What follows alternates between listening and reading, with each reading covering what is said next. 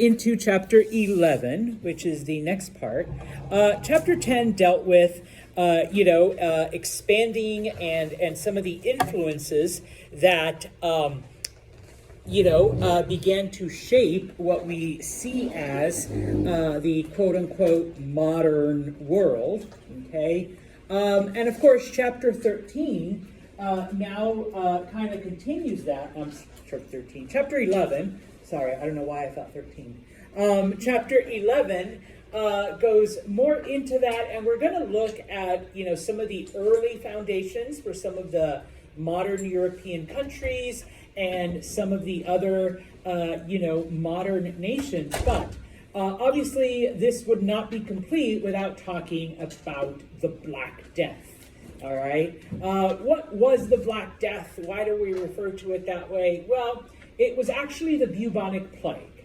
Okay. What is the bubonic plague? It's an illness that, it does a bunch of stuff to you. Well, I should have put this up here. Basically, or up closer, you start coughing blood, okay? And of course, you get these sores on your hand that turn black, which is why they called it the Black Death, because that's what basically people saw on you. And it oozed with pus and blood and all this other stuff. And so many of the jokes and memes and everything that people have done over the last 4 years, not to kid around about COVID, but, stem from this. Now, I kind of have it up there, so if you've read, okay. But how does the bubonic plague spread? Rats, but specifically, there is a certain flea on the rat that carries the disease, okay? So your regular cat fleas and dog fleas and stuff like that, it wasn't those, okay? Yeah, they bite you, they itch, but, whatever. But there was a very specific flea that only lived on rats that when it bit you, you got the disease, okay?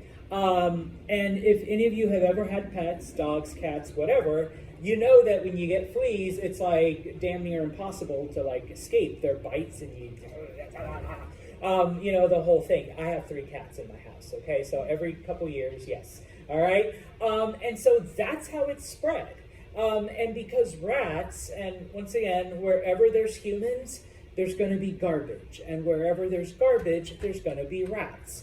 Okay, so it attacked, different human settlements. And by now, we do have cities. And so wherever humans are congregated in large numbers, no offense to anyone, just go to New York, you will find rats everywhere. Okay, Liz? So I was thinking of mine that said that people were killing cats everywhere during this time, and that's what made the rats. Yes, that was actually counterintuitive. Yes, because what would happen is, and this is where we get the whole thing about crazy cat lady and whatnot. There were certain women that kept cats, and yet they survived these plagues because their cats kept the rats away, and these fleas didn't. It would bite the cat, it wouldn't affect the cats.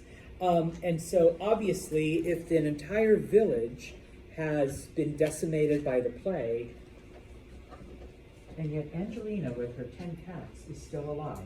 She's a witch. She's a witch, number one, and so it's the cats are part of it too. And so yes, they would kill the cats as well. So the fleas only infected humans, no animal else was infected by it. No, because even the rats, the carriers, they would get bitten and they wouldn't get the plague. They carried the flea, but when it bit you, then yes, you would get the disease. Okay? It's fun the way, I'm not a biology teacher, so go ask, Dr. Bartlett or someone who deals in microbiology, how that works. But yeah, some things affect animals, don't affect humans. Some things affect humans, don't affect animals. It's just the way it goes. But yes, by killing off the cats, you just helped the fleas to spread more, and innocent women got burned as well. So yes, and that's where it actually comes from, is that the women with cats were yeah, my whole village died except for me. And it's oh, really? And you've got cat? Yeah, witch. And the cats are responsible too. Okay, type of thing. It's estimated, because obviously people didn't keep the most accurate records during this time, that anywhere from 25 to 65% of the world's population died because of the bubonic plague. Okay, so yeah, there was literally no way to really stop it.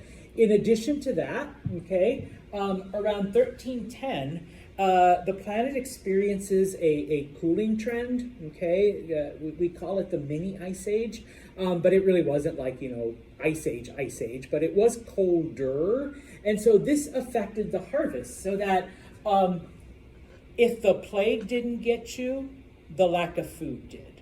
Okay, so that's why you're losing about half of the planet's population.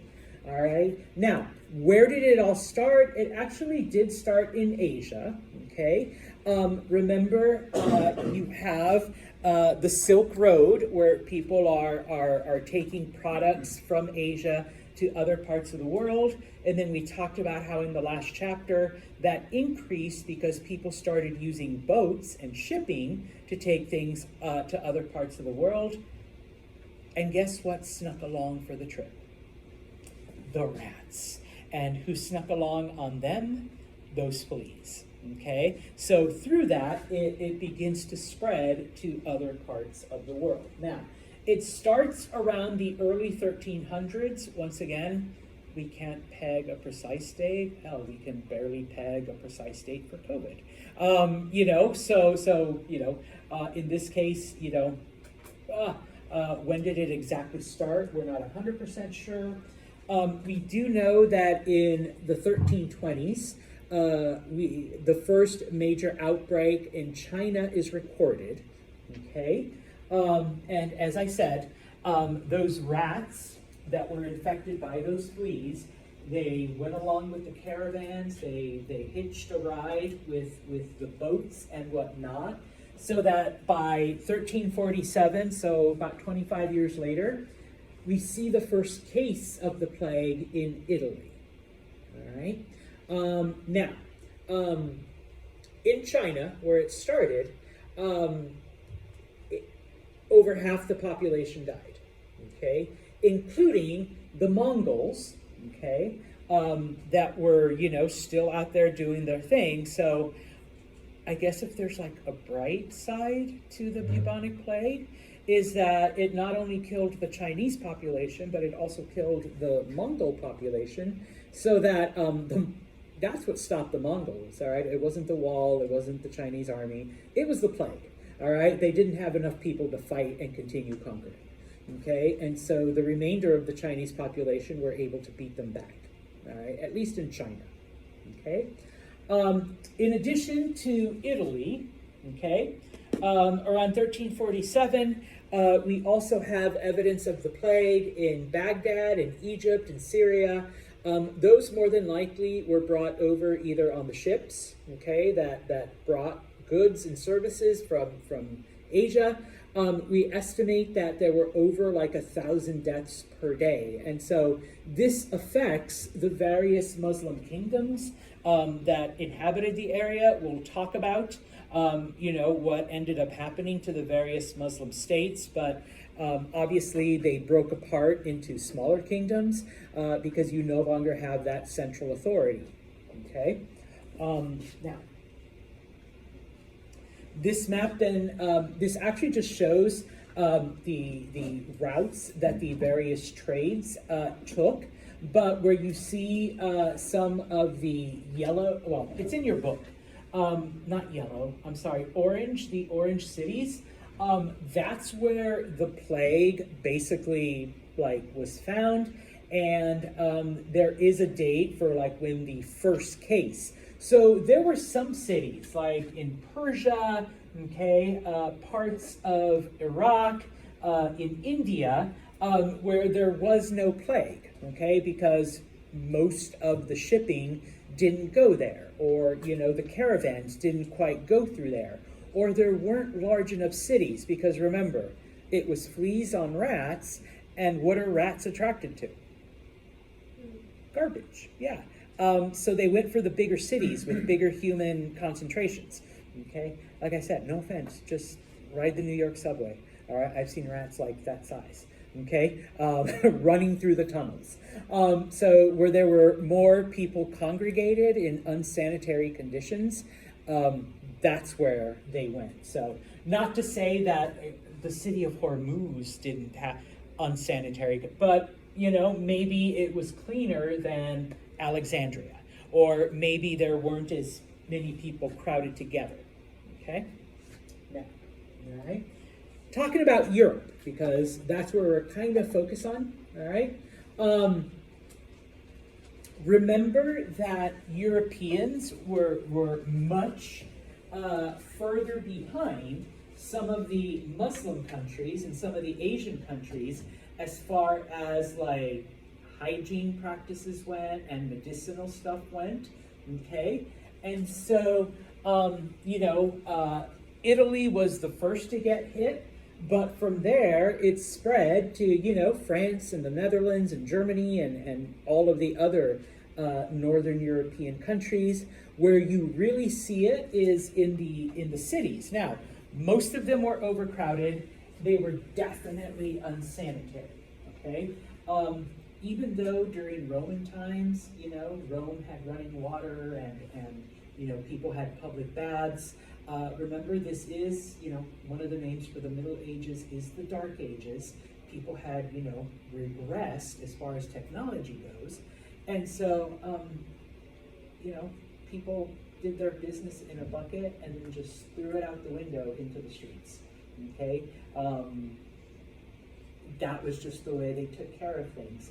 And honestly, the tradition, ladies, okay, if your guy does this, okay, a guy is supposed to walk towards the outside of the sidewalk if he's with his girl, all right?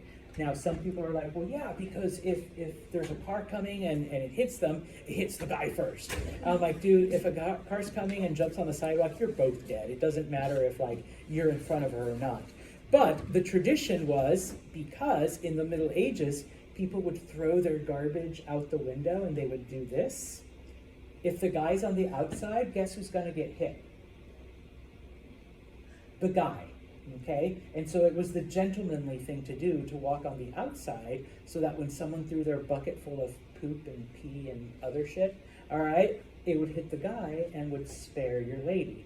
Okay, that's where the tradition, obviously today it's like an old-fashioned thing, and people say, oh yeah, so if the car hits you, I suppose you'd take the brunt of it, all right? I mean, both of you would still be in the hospital, but whatever. But that's where the tradition comes from, because Europeans just, like I said, just threw their stuff out the window. So in this case, yeah, in the cities, the plague would decimate populations. And people were like, oh my gosh, but if we go out to the middle of nowhere, it's like the plague's not out here.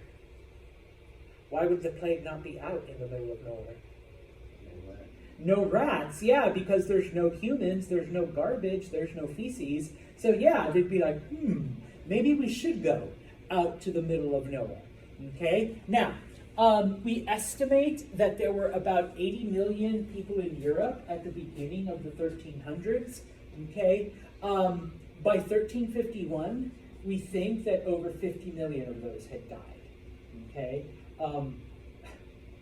That's over half of the population of Europe to be completely wiped out by the plague, okay?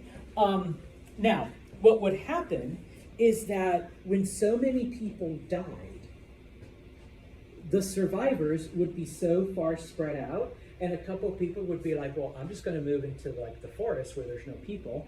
And so they would live, and so the plague would die out, all right? So they're like, okay, it's over, all right, we're done.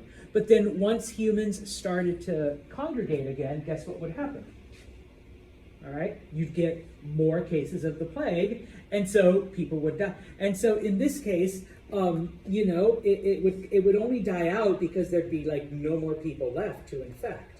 And the few people that were left were so isolated, but when they would start to come back together, then the numbers would tick up again, okay? So that and this cycle, they traced it, it would happen like every 7 years where like, so many people would die that, all right, it would just kind of run itself out, but then people would get overconfident, they'd get together, and once again, you'd see the plague again, all right? And so that by 1450, and this is just in Europe, less than a quarter of the population was left of Europe before it finally just kind of stopped. I mean, there'd be flare-ups every couple years, but not as bad as when the main part of the plague was going, okay?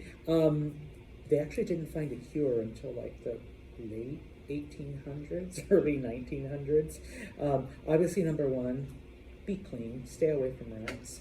But there is, like, you know, an actual medicine that can help you when it comes to the bubonic plague.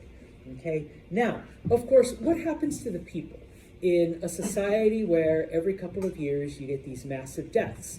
All right. What hope do you have?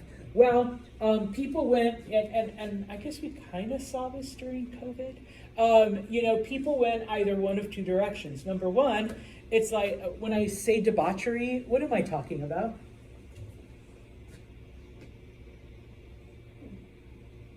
John, you kind of have an idea? No? Drinking, partying, living it up. Pardon my Spanish, what's the fucking point? We're all gonna die anyways. If I'm gonna die filled with pus and guts and like my insides are gonna rot, I'm gonna drink and do coke and marijuana and the whole thing before I die.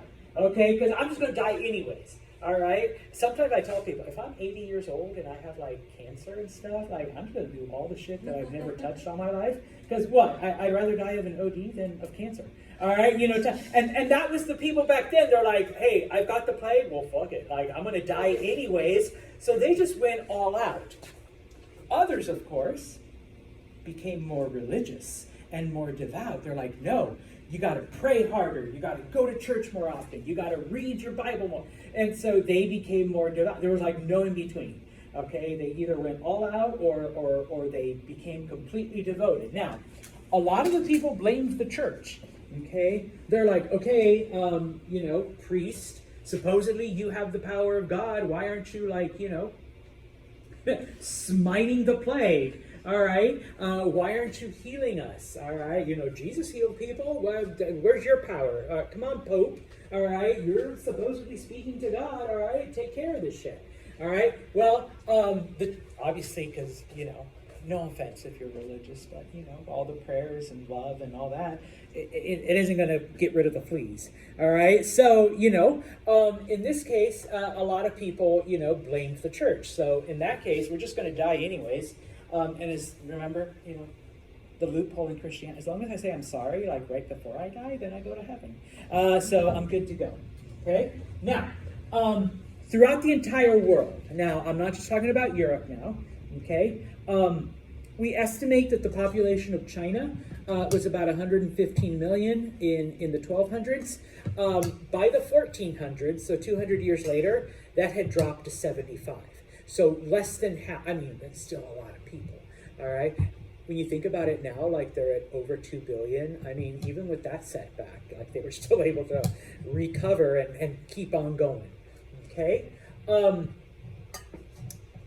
Because obviously, number one, farmers were affected. All right, they caught the plague too. All right, so farms collapsed. All right, and people began to starve because nobody was growing food.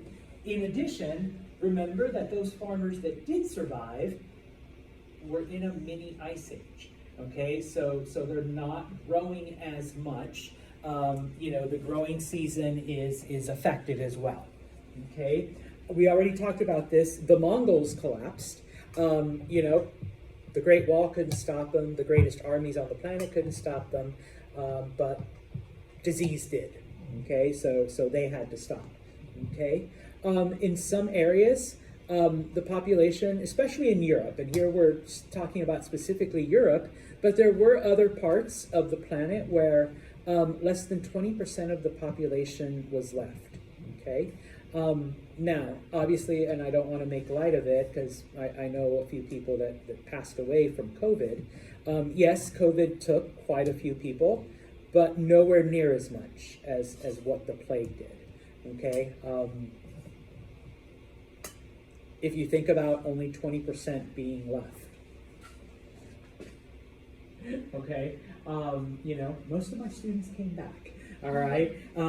If only these 6. All right. Boom. All right. Yeah, you made it. Don't worry.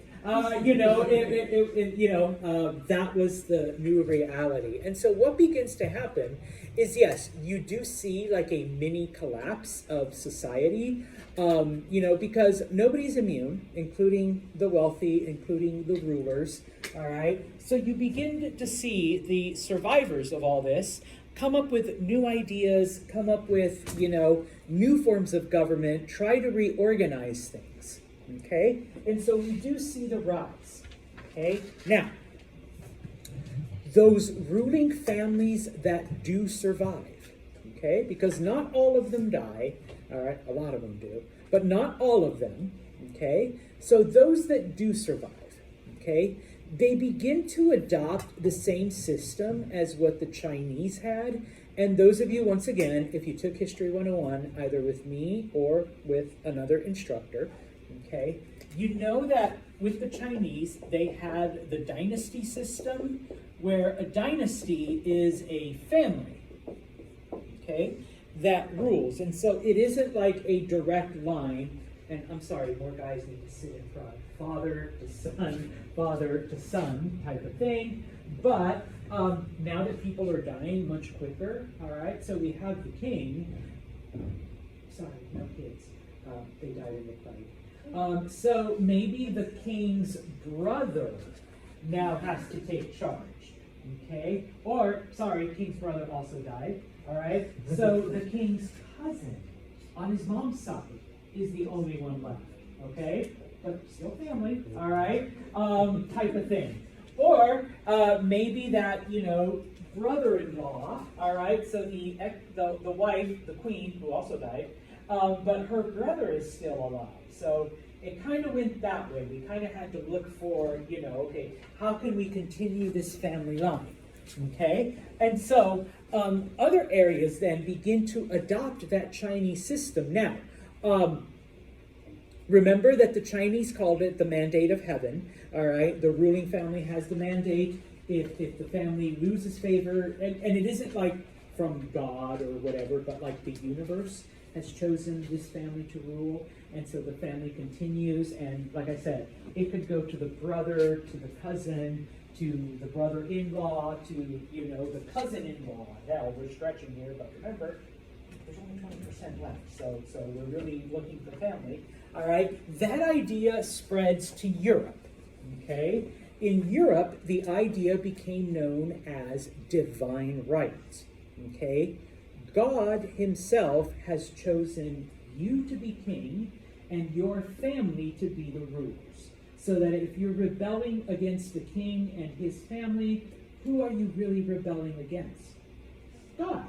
Okay, so you don't want to stop. I mean, you saw what happened, right? The plague.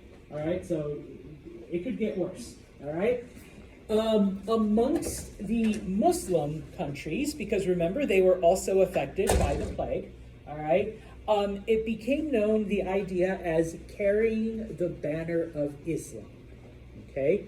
Allah has chosen you to carry this banner. All right? Now, in order to solidify this, it isn't enough to just say, okay, yeah, we're chosen. All right? But in this case,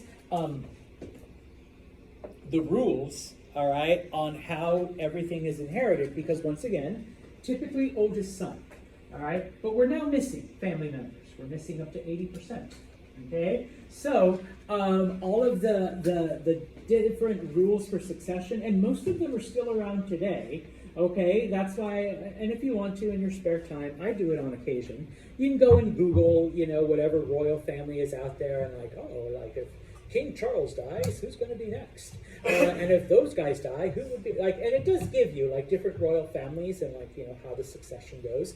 Well, most of those rules were invented after the Black Plague. Okay, who actually gets the crown, so that you're not fighting over it. That's not to say that there weren't civil wars, and if we have time, we will look at some of those in France and England and whatnot. But you typically have them. Now, There's a lot of countries, England especially, who would allow women to inherit. All right. Today it's kind of a weird mix of a lot of things. When it came to Islam, basically there was a designee that was, either appointed by a ruler or by a council, depending on which kingdom you're looking at. Okay. In addition, we have our surviving king, scattered family members. Okay. Now there's these other countries, though, that have no rulers. Their entire families were decimated. Okay? So, in many cases, okay, especially in Europe, different kingdoms begin to conquer other kingdoms. Okay? And this is where we begin to see the beginnings of some of the modern European states. Okay? In a lot of cases, though, maybe there was a brother-in-law left with like a small portion of the family. Not enough to hold off, all right, this family that is now taking over. And so, I'm sorry, ladies, okay? This is where suddenly we begin to get different alliances where a king would marry off either a son or a daughter to the children of another king, okay? And now, what have we become if my daughter marries his son? Family. Yeah, okay? So now you're consolidating power that way. And especially if I'm the weaker one, okay? My country's been completely decimated, his only half, but he has more power to take over mine. Hey, I've got this beautiful daughter, okay? She can marry your very handsome son. Sorry, Michaela. All right, and this brings our kingdoms together, okay, and saves him the trouble of having to conquer us physically, like some of his soldiers could die. Plus, I get to save my kingdom, and now we're stronger together, okay. And so in this case, then we begin to see the formation of those royal families that we have today, and the beginnings of various kingdoms. Kara? Is this where the arranged marriages started, or was that? Yeah, I mean, humans had always really done that because, once again, sorry, ladies, women were viewed as property and an asset. But in this case, it becomes more of a political thing. Women are used as political, bargaining things like, I want this country, but I don't have the resources to conquer it. So, hey, I've got a son, you've got a daughter, let's talk. All right? And so, type of thing. All right? And what happens if, they don't have children? So, all the kingdoms come together and via inheritance or whatever, suddenly my kingdom, because I married off, all my sons to the daughters of different kings, then, the power comes together that way. All right? So, yeah, it becomes a political thing. All right? You don't love them? Who cares? It's marriage. It has nothing to do with love. It's politics. All right? We need that land. And, I'd be like, daughter, come on. All right? You got to marry their son. What do you mean? No. Yes, you are. Okay? And you would be forced to marry. And boom, there you go. Okay? Not so much, arranged, but more of a political thing. Okay? Now, we're going to look at some of the Muslim countries before we go back to Europe and to see some of the effects. Okay? Think back to the end of the last chapter. The city of Baghdad, which was pretty important during this time, was completely destroyed by the Mongols. Any people that may have survived were then decimated by the plague. Okay, so, once the Mongols were driven out by the plague and the remnants of the people, we see then some new kingdoms rise up. Okay, most of them were either Turkish or Persian speaking. Okay, up until now, the dominant language had been Arabic. Okay, Arabic is still the language of the religion, but no longer the political language. Okay, depending on which group. Now, the Ottomans, which were a group of Turkish people, spoke Turkish. All right. The Safavids, which were a group of Persian people, spoke Persian, all right? And the Mughals, which were in India, well, they spoke whatever Indian dialect, okay? I can't just say Hindi because there's like at least a couple dozen different dialects, so they spoke whatever language of the area, okay? So once again, whereas before Arabic had been the language of ruling, now Arabic is pushed back to the language of religion, but the ruling language is whichever one of the groups is dominant in the area. Once again, this is because of the Mongol conquest and the plague. All right, so it brought down those groups. Okay, so looking at the Ottoman Empire. Okay, just quickly, briefly reviewing chapter 10. Remember, the Seljuk Turks were a group of nomadic tribes through Asia. They were converted to Islam, and then they swept down and they were able to conquer Anatolia. Okay, what is Anatolia? What modern day country? Turkey. Very good. Okay, it's called Turkey because of the Turks, not because of the birds. All right. So the Mongols come in, they conquer the Turks, but then quickly leave. Okay. What prompted them to leave? The plague. All right. They couldn't stay for very long. All right. Now, so the Mongol conquest and the plague kind of decimate the area. Now, the Turks are made up of different tribes. The dominant one, obviously, was the Seljuk Turks. After the Mongols and after the plague, they were kind of left in shambles. And so the Ottoman Turks begin to take control. Okay, so the Ottomans become the dominant tribe amongst the Turks. All right. One of their leaders, a man named Osman, okay, establishes a warrior class amongst the Ottoman Turks. This had not existed before in a Muslim group outside of India, because remember, India had the different social classes. So there is a specific warrior class. Now, Osman practiced a Sunni branch of Islam. Okay, the two dominant branches are either Sunni or Shiite. All right, there's a couple other smaller minor things, but those are the two dominant ones. All right, so he was a Sunni Muslim. Okay, now, obviously, because, left over from Mongols, bubonic plague, okay, the Ottomans become good negotiators because obviously they don't have the strength to physically overwhelm people. And of course, the other groups don't want to, fight either because they have limited resources. So basically, they formed alliances with not only other groups of Muslims, the Shiites and the Sufis, but also with the Byzantines, who are the last bit of the Roman Empire. Okay? And so because of this, people would willingly negotiate with Osman and say, hey, we're pretty weak all by ourselves and we're in danger of being taken over by other groups. Can we join your country? Have a beautiful daughter for your handsome son. All right, and so, political alliances, and then there you go, boom. And so the Ottoman Empire kept growing that way. Okay, so not so much by conquest, but the leftovers of the Mongol invasions and the plague all coming together and under the Ottomans. Okay, now, obviously, with the various groups that came in, they would take their traditions, they would take their customs and make them their own. Because the Ottoman Turks were Sunni Muslim, that is the branch of Islam that they pushed and that they taught and that they brought people to. So if you were Shiite, okay, you could still practice it, but we'd really like it if you converted to our form of Islam type of thing. All right? Now,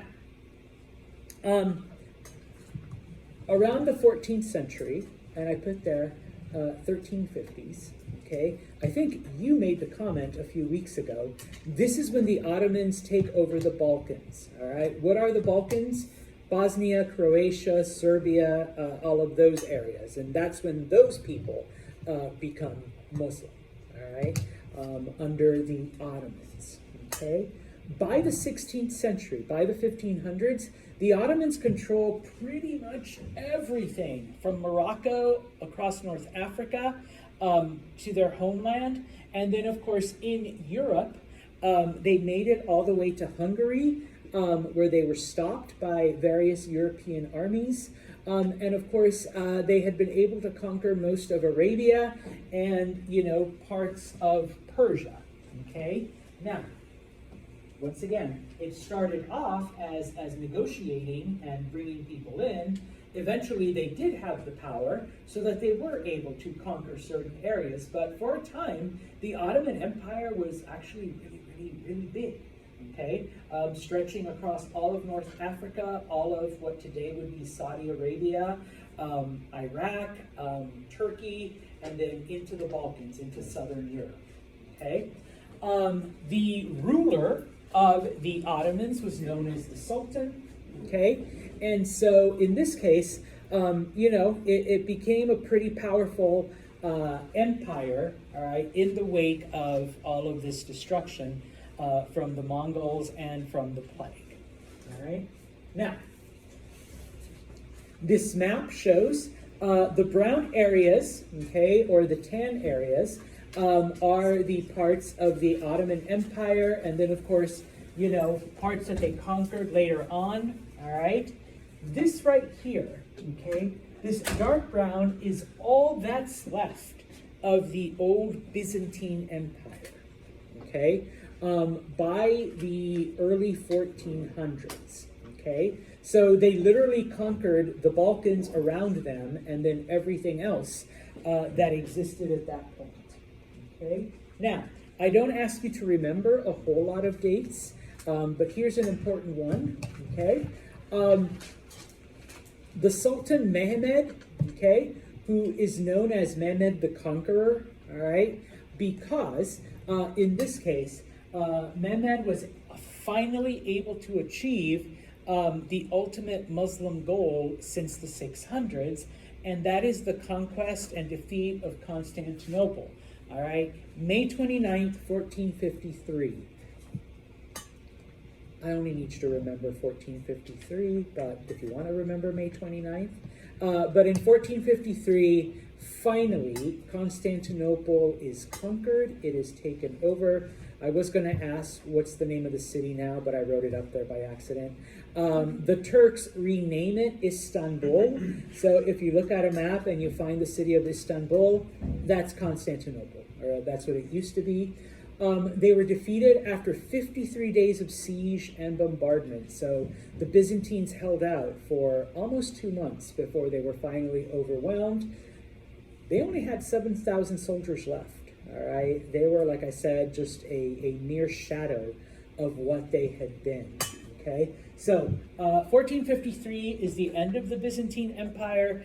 Some historians will claim, well, this is the final end of the Roman Empire, because remember, Constantinople was built by the Emperor Constantine, and when Rome fell, okay, the Roman Empire still existed in the east, but they took on a different name. But they had been slowly losing land over 1,000 years, and this was the final defeat. Okay?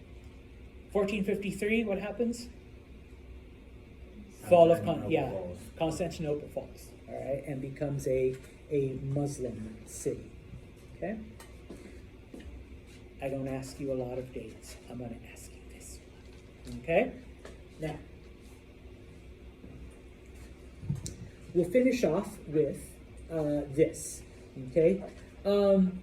What happens is that, as they had done before, the Ottomans adopted much of the old Byzantine power structure because they saw that it worked, okay? And so they even let some of the Byzantine royalty remain and, hey, just convert to Islam, become a part of our government, we'll leave you alone, all right? And so in this case, the Sultan then is able to combine power, both political and religious.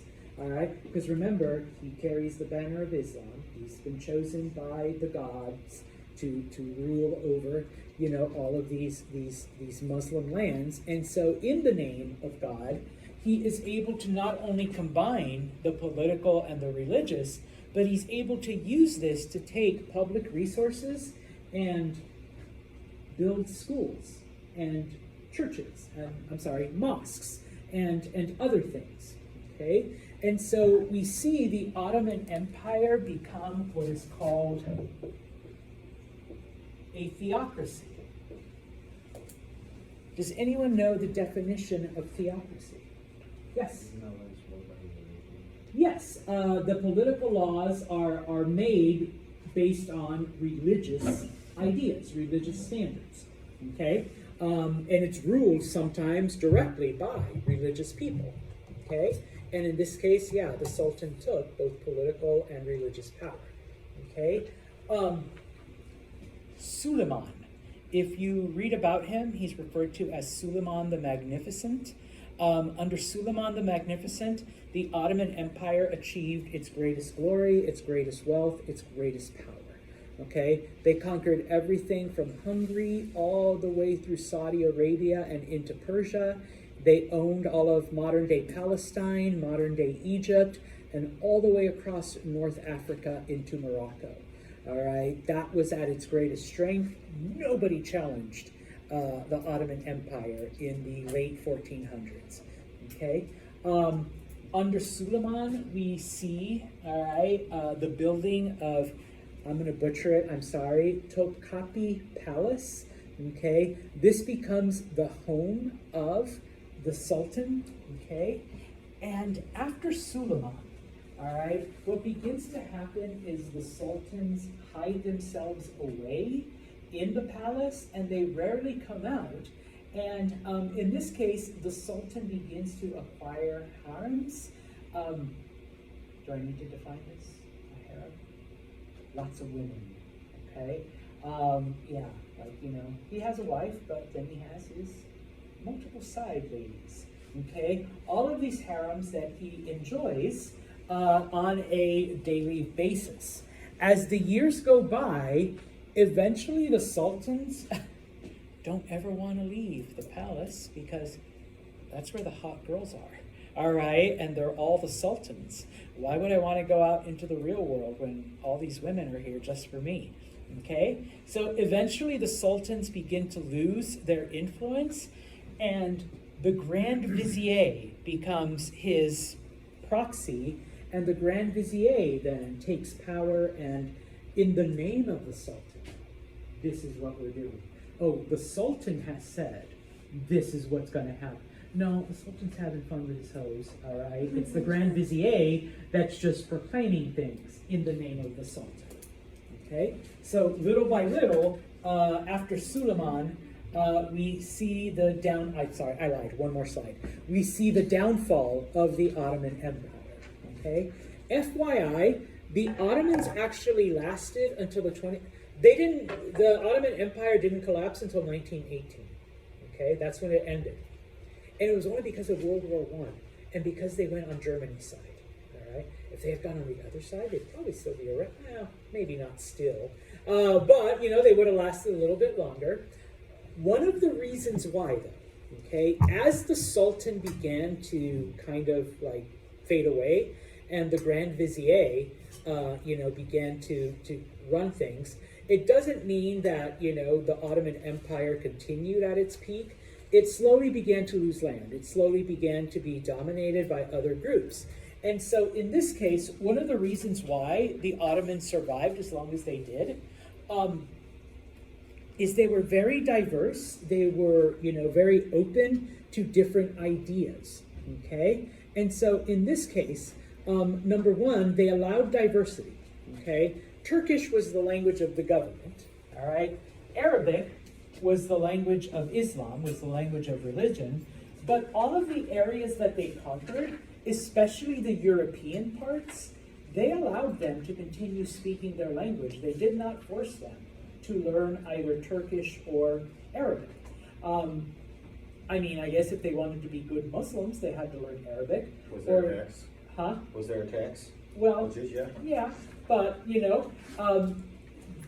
they could be Muslim and maybe not speak total Arabic, maybe just enough to be, you know, just to say the prayer.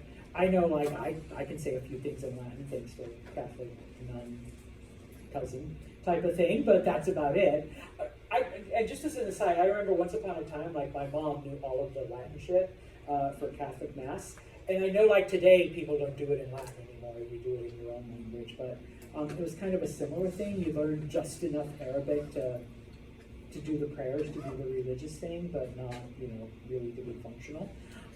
Now, in this case, what the Turks began to do, what the Ottomans began to do, is they saw that Europe was rising and taking more and more power, and whereas certain Muslim areas were, like, you know, getting weaker, and so they thought, hey, why don't we take some of those European ideas and apply them to our country? In fact, let's take Europeans, bring them to Istanbul, convert them to Islam, and then have them be a part of our government. Okay, but once again, you know, bringing in those European ideas and those things that we can kind of blend. Okay, and so in this case, then we see people were a bit more willing to accept the Ottomans, and by people I mean the rest of Europe, were willing to accept the Ottomans because they weren't, like, strictly, you know, only a certain way, but they were open to these ideas. And some of the people in the government were, in fact, European. Okay, granted, they were Muslim.